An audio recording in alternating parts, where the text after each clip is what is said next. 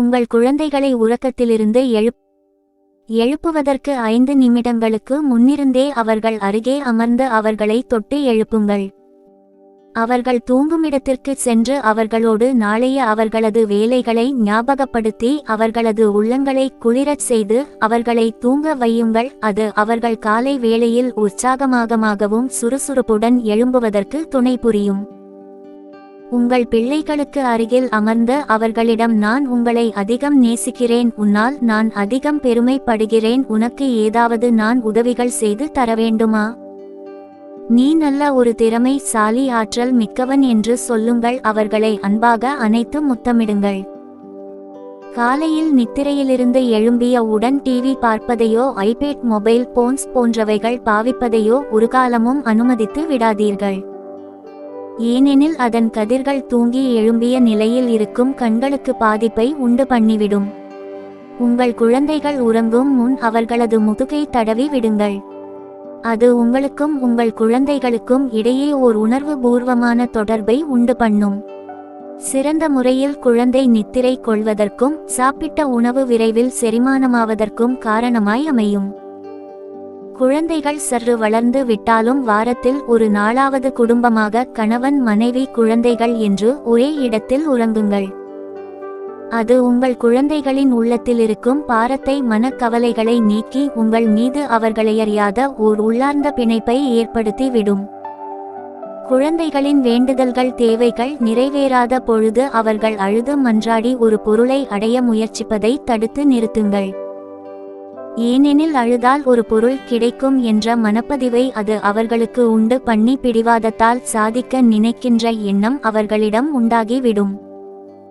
உண்மை, நேர்மை, துணிவு, விட்டுக் கொடுத்தல், மன்னித்தல், அன்பு காட்டல் போன்ற நல்ல பண்புகள் மீது அவர்களுக்கு ஆர்வத்தை ஊட்டுங்கள்.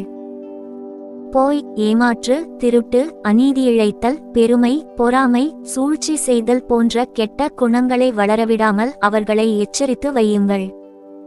பாதை ஒழுங்குகளை கற்றுக்கொடுங்கள். பாதையில் செல்லும் போது அமைதியாகவும் நிதானமாகவும் நடந்து கொள்ள பழக்குங்கள். உங்கள் குழந்தைகள் உங்களை அப்படியே பின்பற்ற முயற்சிப்பர்.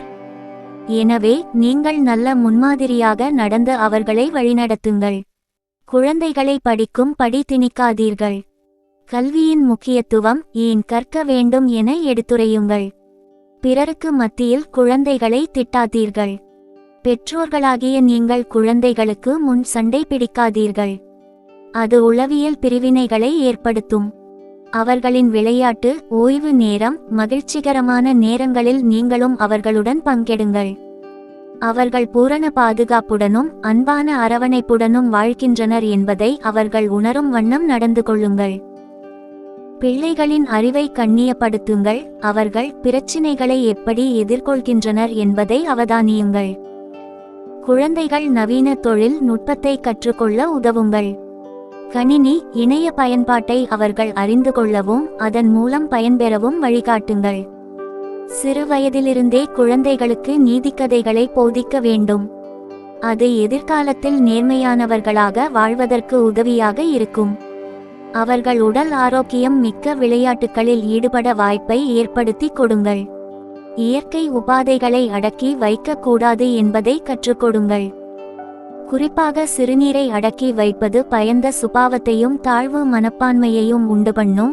சிறுநீரகத்தில் மற்றும் சிறுநீர் பாதையில் கற்கள் உருவாகும் என்பதை புரியவையுங்கள்.